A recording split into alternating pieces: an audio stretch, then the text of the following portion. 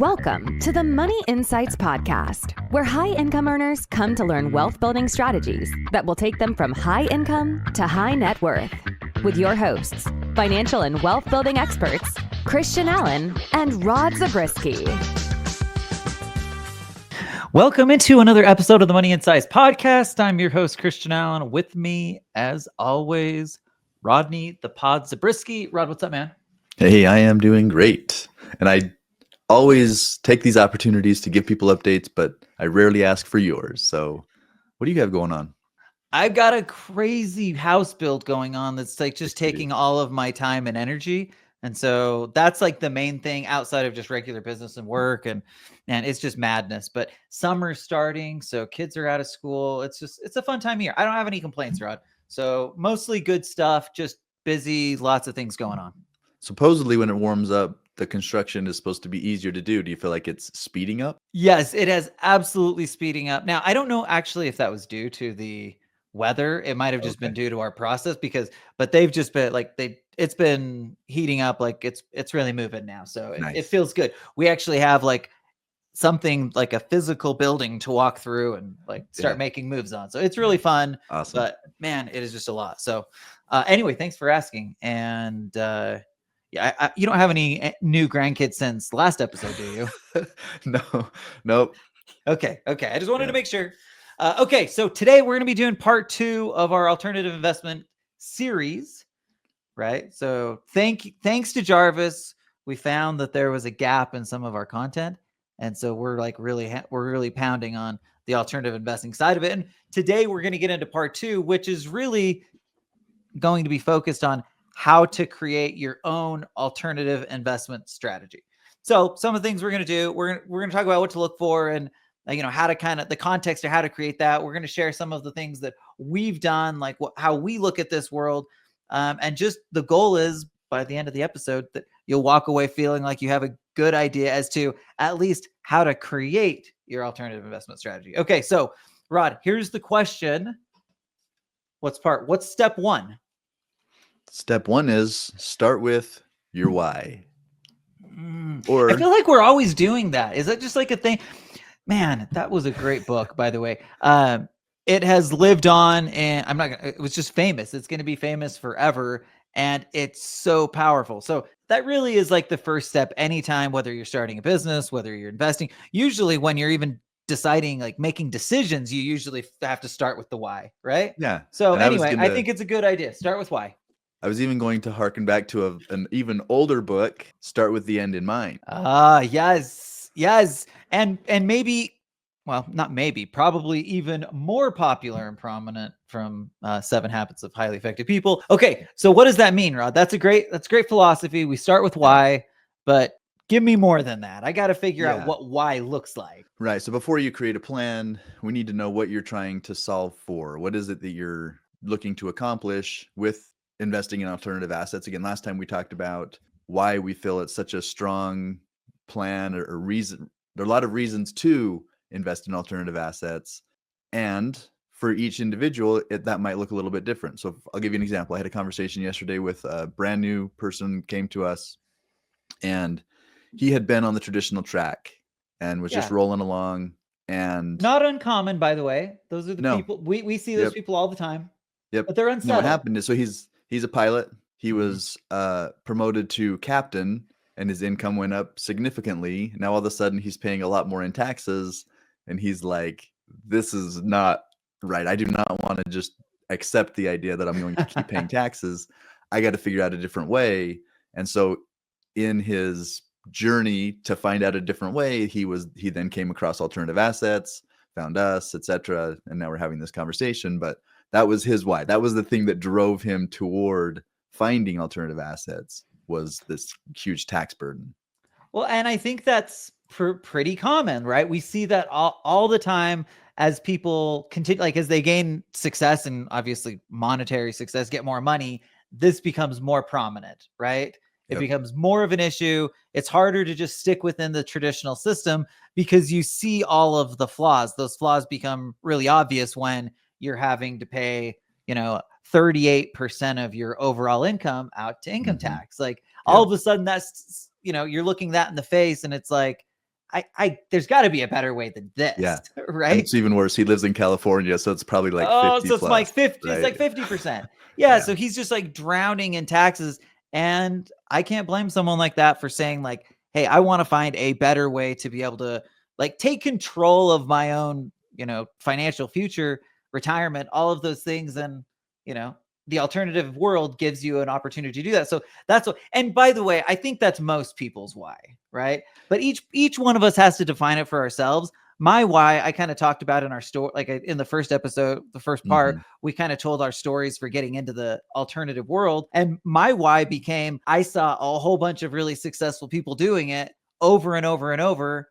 And I felt like, okay, I have like a real proof of concept here. On the other side, I was seeing it fall short. So I was seeing the traditional world fall short, people frustrated with what was going on in their retirement world. Meanwhile, I'm seeing people in the alternative space thriving, creating cash flow, creating freedom that they just couldn't do on the other side. And for most people, that becomes their why. That's my why. And for me, the why, so I described how I read Rich Dad, Poor Dad, etc. Well, the why for me became cash flow, creating enough passive cash flow to replace my working income.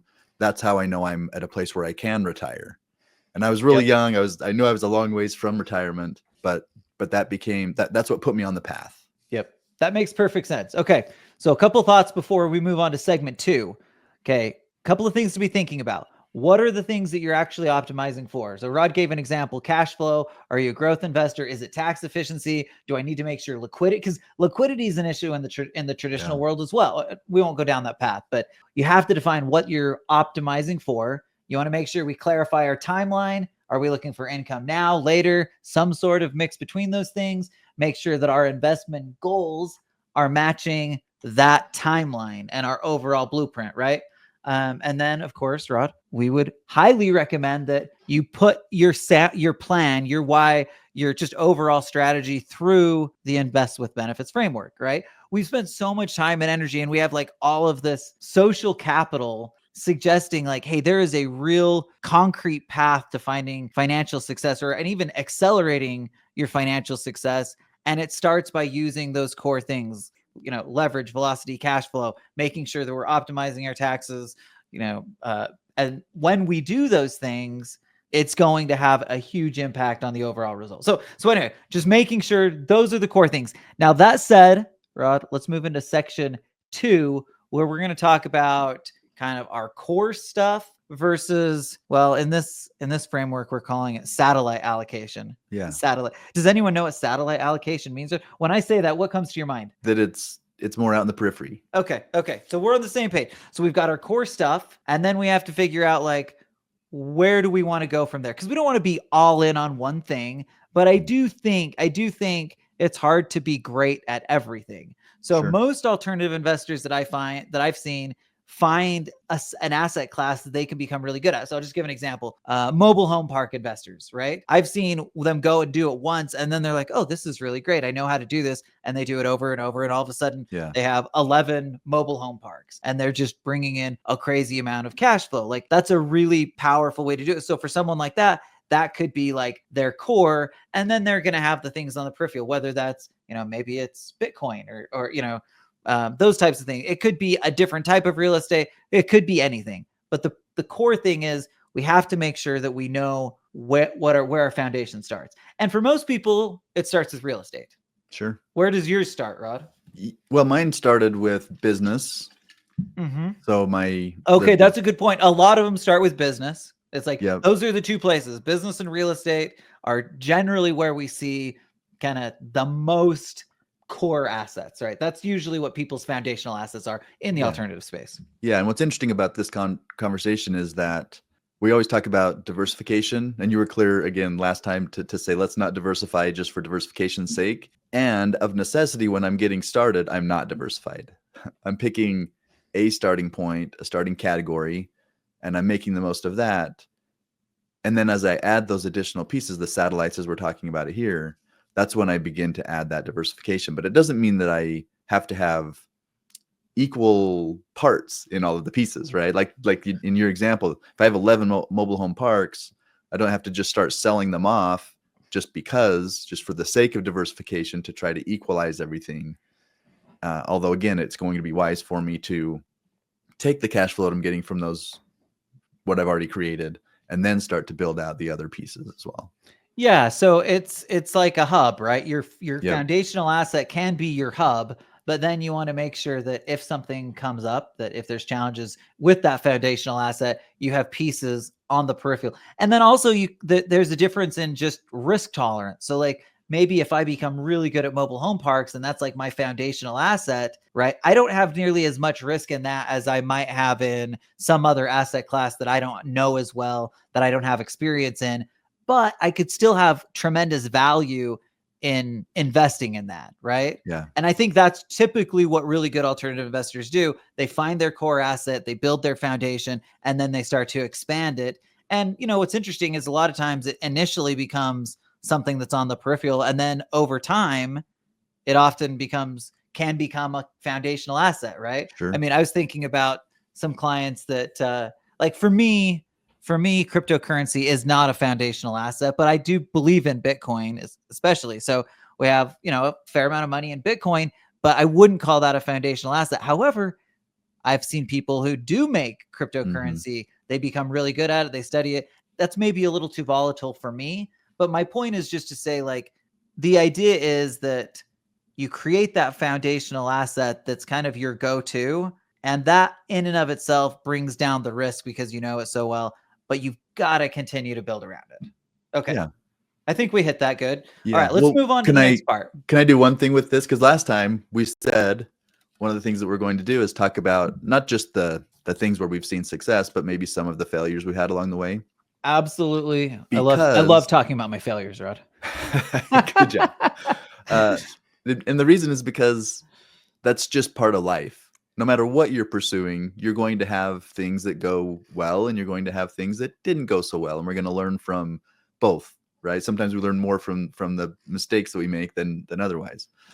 So for us, our core is our business, right? Yeah, for sure. For sure. And the more we can do to continue to build our business is just going to solidify the core. Well, one of our attempts to create a satellite was the spa, right? We bought a franchise. Oh man, the day spa. You're going to call this a failure? I thought that was a raging success, Rod. It was in the sense that we learned a lot. Okay, that's fair. You're right. Way to take out the nuggets that we can. Yeah, and what we thought was going to happen is we would be able to do it as a mostly absentee owner and have someone manage it. It just didn't turn out that was going to work out. So ultimately, we ended up selling it. But the reason I brought it up is because it was a satellite, and so we were okay having that failure, moving beyond it.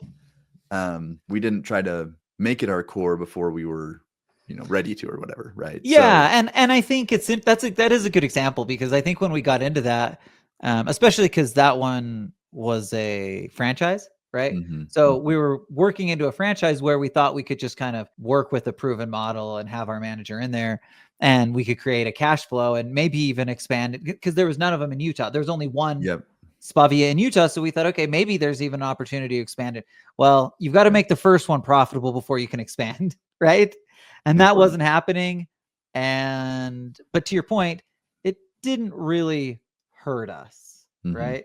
It was like a little bit, it was a sidetrack. It was maybe a little bit of frustration. To your point, we learned a lot about a different kind of business, which had all sorts of surprises. So anyway, we won't get into that, but I think that's a really good example and highlights the importance of making sure that, especially when you're going out and taking those risks, right, on things that you may not have as much experience with, but would like to grow into, you've got to still have that foundational core asset. So good thought, Rod. Okay. So next I want to just make sure we talk about like the actual segmentation or categories of alternatives. Because a lot of times we get this question like, okay, well, what does that look like? And we usually just say, hey, anything that's not stocks, bonds, and mutual funds is basically alternatives. And that is a true statement. But still, sometimes people look at that and they're like, okay, well, I need a little bit more. So what I want to do is just kind of walk through some of the core things that we've used. And it's certainly not an all-in exhaustive list. Like if we wanted to create an exhaustive list, we'd have to put real estate and then we'd have like 100 different versions of ways you could invest in real estate within that. We're not going to do that, but I think we want to do, make sure that people feel like, okay, if I'm going to be moving to this alternative space, or I'm going to be complementing my traditional stuff with alternative stuff, I got to know where to go.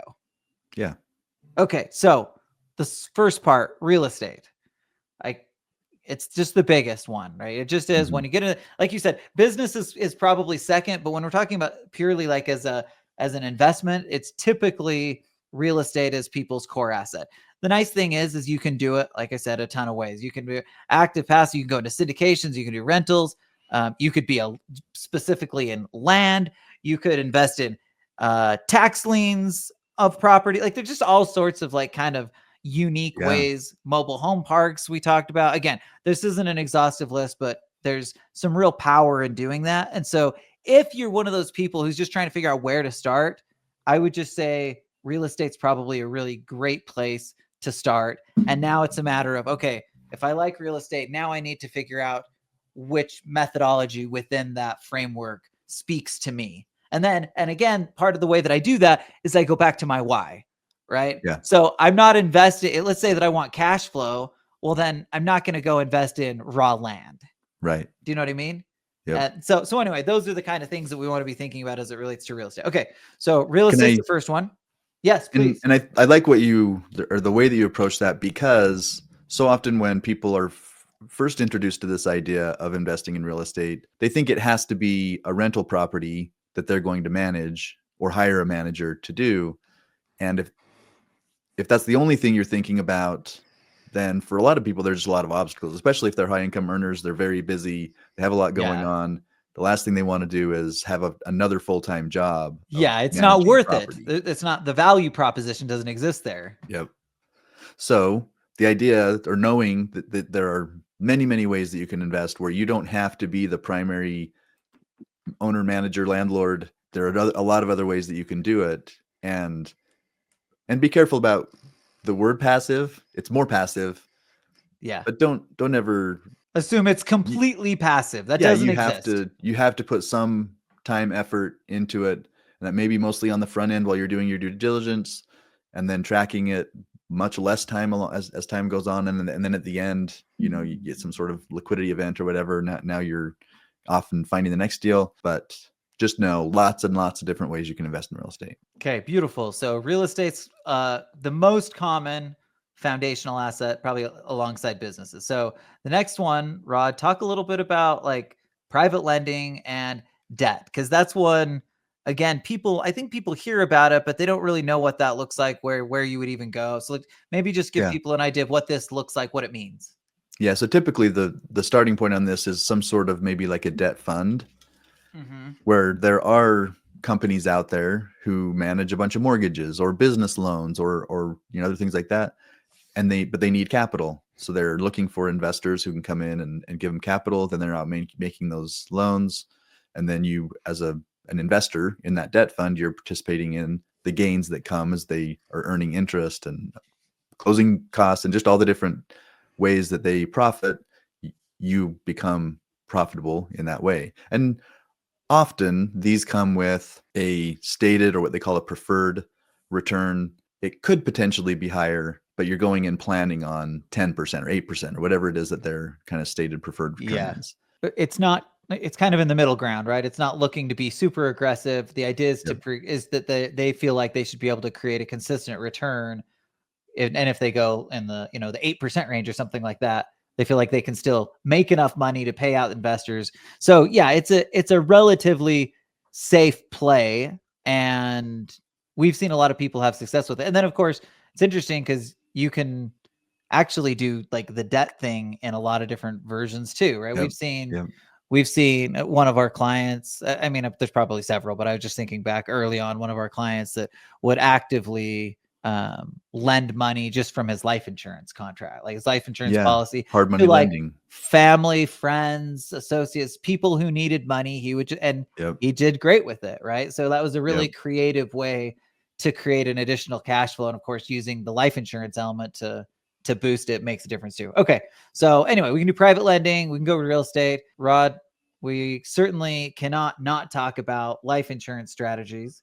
So just quickly hit on the the connection that we primarily see between alternative investing and life insurance?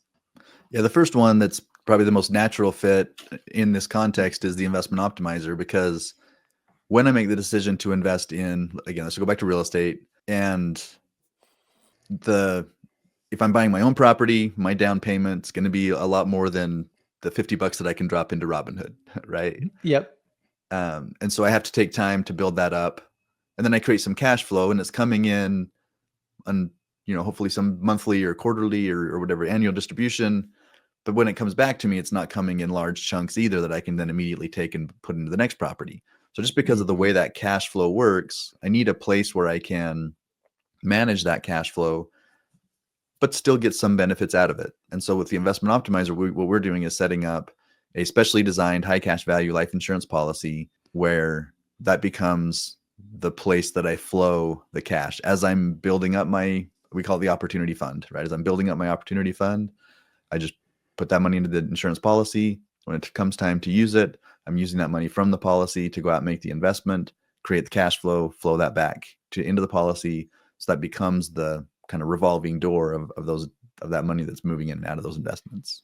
Yeah, it is. It's interesting because I like to put like high cash value life insurance in the alternative space, because I do think there's a greater connection there than there is between the traditional world.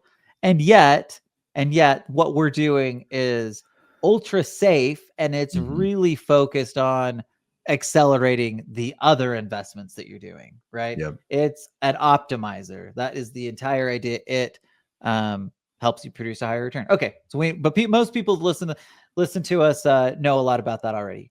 Yep. And of course, even on the Capital Avalanche, like I see that as an alternative asset, just because you're still using a lot of those same principles that you would use in like real estate, except now you're bringing some leverage into the policy. But again, you're using the exact same principles that I would use to invest in real estate. I'm just now adding that to the life insurance element to create, more income, more death benefit, just more value overall.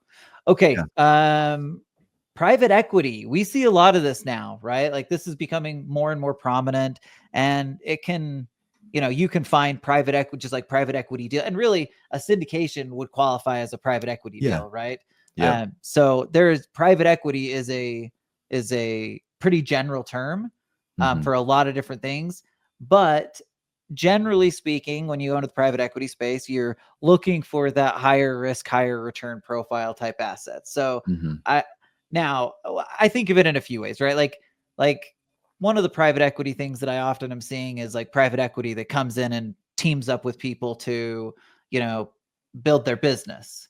So I'll give you an example. And this isn't somebody investing. It is actually like it's the owner of the business making a decision that they're going to basically partner, invest with this company to create and that's one of the things that we see. But you could also just find deals all over the place. And the one caution here is just that they've become so prominent that we have to be more focused, I guess, and just make sure that we don't skip any steps. We make sure that the due diligence is always there ahead of time, just because again, it's such a broad category. What are your thoughts on private equity? Yeah. And the other thing, kind of along what you're talking about, I don't want to get so enamored with one provider, one category, that I start to feel like, I'm just going to dump all of my money into that one, right? Partly because I need to spread the risk, and partly because there's profit to be had in other places as well. But we've seen a lot of times where people get so like too focused, too narrow in where they're investing, even in this category, and it can blow up, right? Yeah. So you can invest. You mentioned syndications is a great example of that. There are also funds. So earlier I mentioned debt funds. Well, there are equity funds. So instead of investing in a single property, I'm investing with a group that has a bunch of properties, and my investment kind of supports all of them as a kind of portfolio of properties of equity opportunities. Yeah. And of course the benefit to that is that there's higher upside when you pool your money with other investors. And that's really what private equity is about.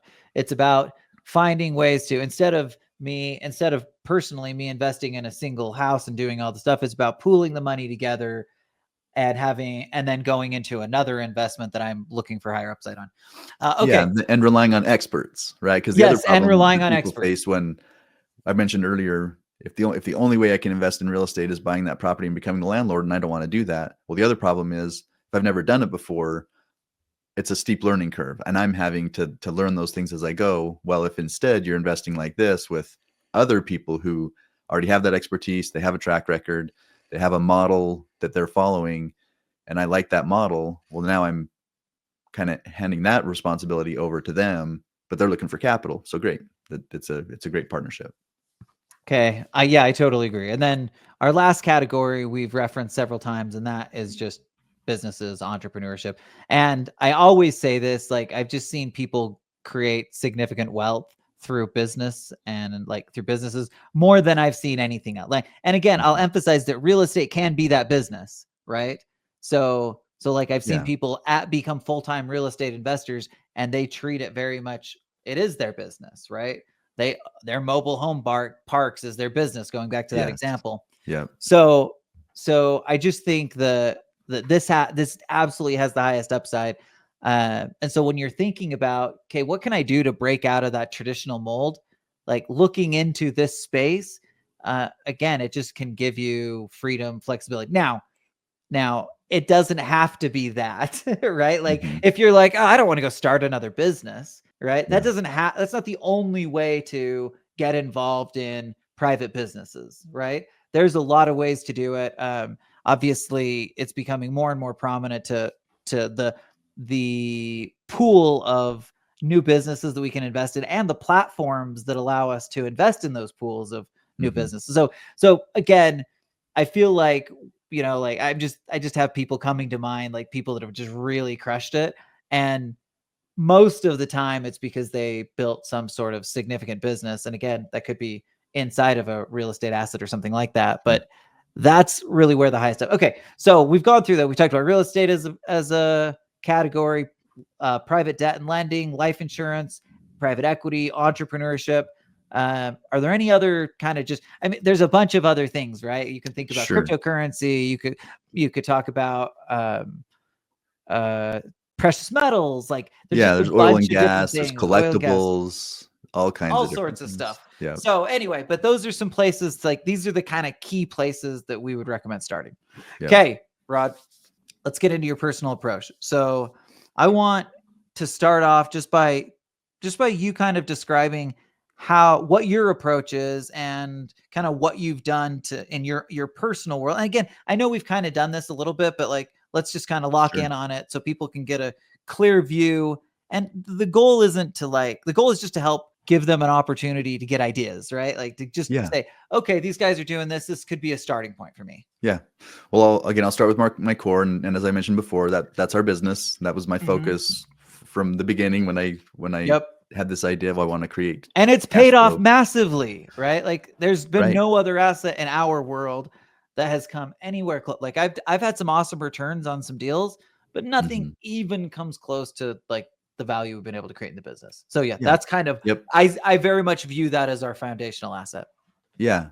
And so then when we invest in I say we, because there are things that I have invested in that Christian didn't, but there are a lot of things that just because the business is what's producing the capital. So we often sometimes we invest together in using that capital. So, but when we start spinning off and doing those other things, again, it's working to support a why. So I mentioned earlier, my initial why was cash flow. Well, as time goes on, then it becomes other things like the tax or like velocity or leverage, right? Any of those things that I'm now introducing into it and helping to support the original why, right? The cash flow, and building into some of those other things. So as we've gone to invest, well, I mentioned the spa earlier, right? There was a thought process behind that. And we were saying, well, we have capital. We feel like we have skills in the business realm where we can help, coach somebody in a different environment and help them do that. And so that was how or why we decided to do that. And you've mentioned crypto. We've done crypto. We've done, syndications in real estate, funds, other things like that. So a lot of the categories that we've talked about here, have Are the become some things of you're our actively satellites. doing. Yep, Yeah. as satellite. So if you were to like try to visualize Rod's investment world, it would look like the core being the business, and Yep. you would see several different things on the outskirts of that, like you said, cryptocurrency, real estate, and potentially again multiple forms. I have precious metals, which sometimes I regret, but I have some. So like you know what I mean? Like I've tried to be thoughtful and make sure again that the foundation is strong, and as long as the foundation is strong, everything else seems to kind of work its way together. So anyway, Yeah. build your foundation first. Mine doesn't look very different than yours, Rod, so I'm not even going to take a lot of time, because ultimately, you know, I talked about in the first one, we talked about how we got to where we are at this point where we're Mhm. investing in alternatives, and you were the smart one. You were in college and decided to go that route. I had to be hit in the head multiple times before I was like, oh, this is like the way to go. But either way, we got there. You know, Yep. we got there. And I really feel like if you take those kind of core principles that we talk about, it'll be pretty easy to come up with the allocation. There's not a right or wrong answer, right? That's Mhm. kind of the core. Yeah. It's about how you believe and what you feel. So, a couple of thoughts. If you're concerned that you don't have like a strong enough grasp on like your risk tolerance, as an example, I've used many like just simple tools. You could even Google, just say risk tolerance questionnaire, and it, Yeah. you know, and you'll have some places where you can go get a vibe for where you're at, and that'll help you. So there's a lot of resources that you can use on the outside to kind of help influence the way you're feeling and you know, your ability to make those decisions. Okay, Rod, are there any other things that you feel like we should talk about as it relates to just kind of crafting each individual's personal approach to alternative investing?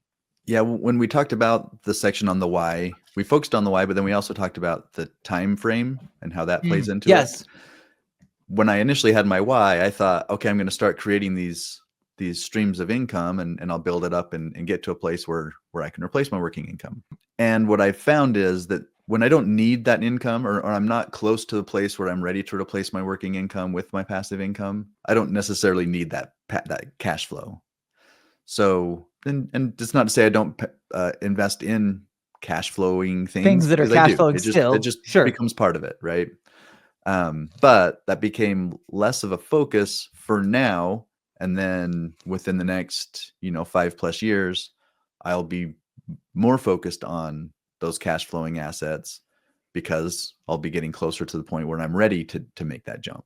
Yeah, and you may or may not be in a position to use them, but you'll be thinking about, how do I make sure that my plan matches up with my timeline, whether I'm actively working in the business. Now, you're in position, the business is going to pay you forever, so you're probably, you know, but again, like, it's just making sure that you match the, okay, one of the things that I want to make sure is super clear is that when we invest, we always do what we tell people to do.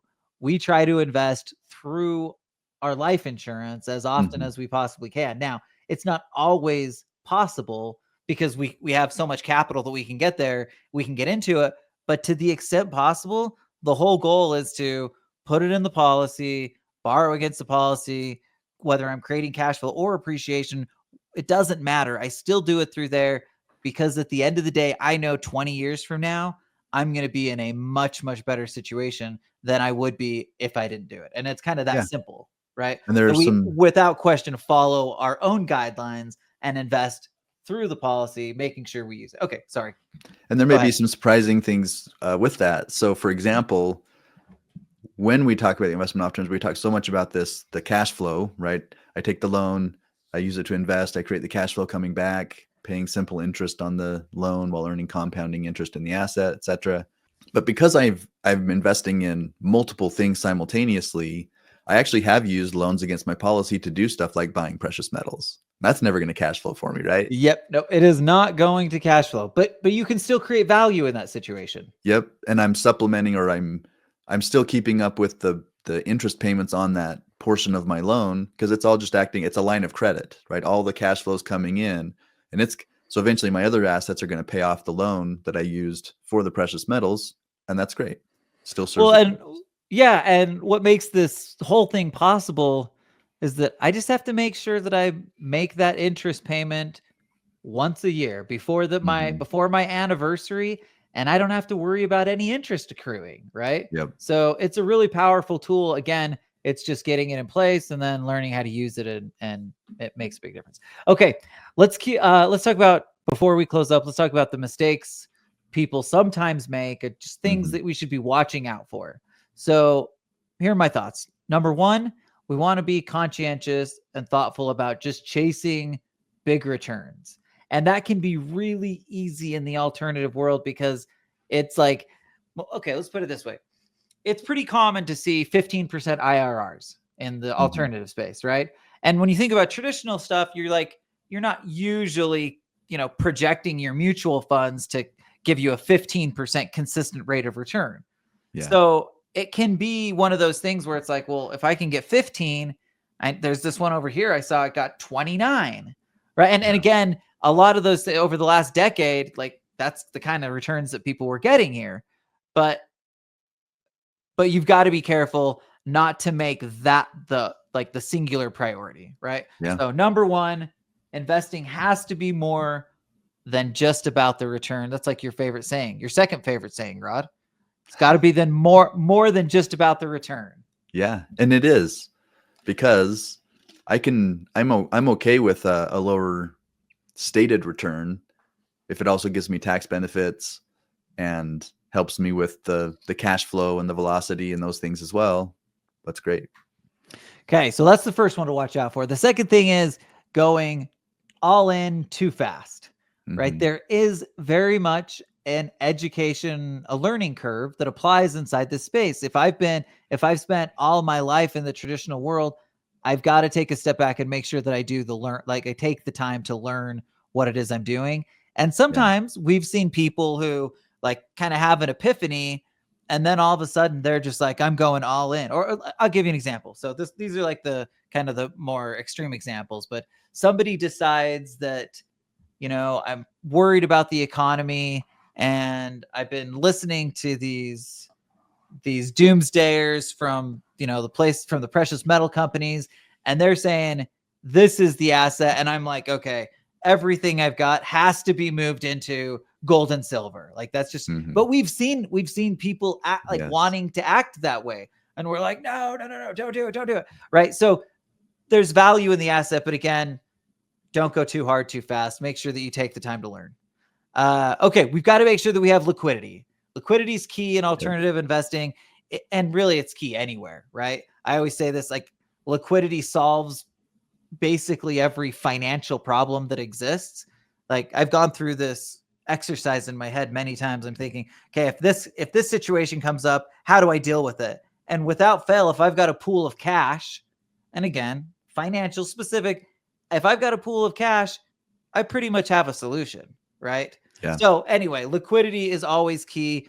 And again, that's also where the policy comes in. It can act both as your opportunity, as the opportunity fund where I go and take money to invest, but you can also, and a lot of people will leave a liquidity element in there because it's still earning, 5 or 6%, and it's tax free and all that good stuff. So I'm still getting that value just by having it in the policy, as an example.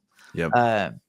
Okay, so going too fast, like, okay, make sure that your personal alignment has to be connected to the investment, right? And sometimes people can get frustrated with the investment just because the way that they feel and believe and think isn't necessarily aligned with the way that's going. So I would just Mhm. recommend that you're not just paying attention to the return, you're paying attention to how the return takes place, right? Because there are Yeah. some people that just say like, hey, you could be really altruistic and be like, my goal is really to help people have more housing. And if that's your world, like, that's great. You know what I mean? So, Yeah. but either way, you've just got to make sure that the alignment of your personal beliefs and philosophies are connected to the actual investments you're making. And reevaluating Um, to stay on that track, or to, yeah. Good well, point. I guess adjust to a track, right? Depending on where your priorities are, and as you get older, as your priorities change. Rod, you alluded to this before. but you do not want to fall in love with the idea of passive investments.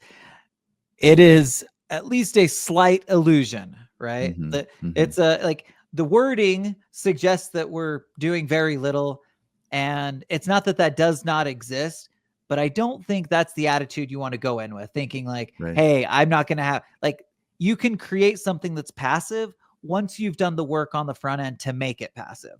Yeah. If you haven't done that, it's tough. Now you might get lucky somewhere and just say, oh, I found an syndication and I just threw money into it. And you could, but even then, like our recommendation would be like, that's great, but still take the time and effort to do the due diligence on the front end, because now you're of course giving yourself a better opportunity for success. So don't rely on luck.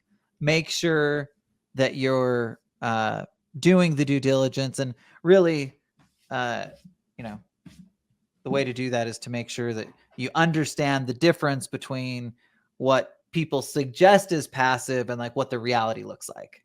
Yeah. And just be aware of it. And remembering again the adage of past performance is not an indication, right? Even your own past performance or the past performance on your own investments, don't get so complacent with the due diligence that you did 4 years ago that had really paid off, that you're just rolling always into the next deal. Yeah. Because you feel like, oh, I got this. Yep. I think that's a great point. And it has to be on our list. Like that kind of is in the go too hard, too fast. Like I don't want to get so enamored with one asset because I've created a return that suddenly I just feel like, hey, I'm just going to keep going and keep going. And again, we talked about the foundational asset. And if you've done the due diligence to like understand it, and that's going to be an area of expertise, then that's one thing. But what we're suggesting here is just because I invested with XYZ operator, they ended up producing a 30% return in 2019. That should not, define or be the reason that I invest in the next deal with that same operator. Yep. In my opinion. Yeah. Okay. Maybe it means that you're interested, like you feel comfortable with investing with them in the future, and that's great. But still do the due diligence on the next deal. Whatever you did on the front end to get comfortable, do it again. Yep, absolutely. And here's the thing. It's just so much better to put in a little bit of work on the front end and make sure that we find out, we're seeing if there's any red flags on that front end. It's just so much easier to do it there than to deal with the repercussions of not. Do you know what I mean? So to the extent we can do it, and sadly, a lot of us have learned this as the multifamily real estate market has changed, and we've seen this firsthand. So in fact, Rod, in part 3, we're going to be talking about how to spot a bad alternative investment. We kind of did an episode back on how to spot a bad investment, and there will be some overlap, but we're going to focus specifically on the alternative space and what are the things that we need to be looking at. So anyway, that's going to be part 3. Rod, do you have any concluding thoughts before we sign out for today? Just that I'm looking forward to part 3. Okay. Thanks everybody for hanging out with us today. We'll see you next week for part 3, where we're going to talk about how to spot a bad investment. Thank you for listening to the Money Insights podcast. To learn more about the financial and business strategies discussed in this show, please visit moneyinsights.net. The views and opinions expressed on the Money Insights podcast are not intended to be individual financial, tax, or legal advice. Always consult with the appropriate advisor before making financial decisions. And if you're enjoying the show, please feel free to rate, subscribe, and leave a review wherever you listen to your podcasts. This will help others find the show and learn wealth building strategies for themselves. Thanks again for tuning in, and we'll catch you in the next episode.